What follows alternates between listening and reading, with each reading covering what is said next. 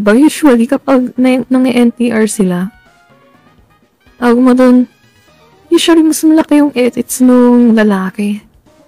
Diba usually mas malaki yung edits nung lalaki dun sa main guy. What if dun sa NTR na to, yung lalaki,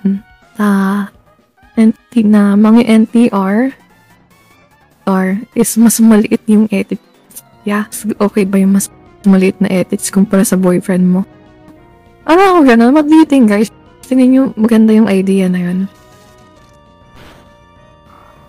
I'm pitching an idea here. Sikat ka na, Alisa. Sikat na si Man, I wish. Alison. Or tulog lang. Ayaw ko. Kung tulog sila, okay lang. Gawin na lang pampatulog. No, I'm happy with that. Nakanantok ko naman ako.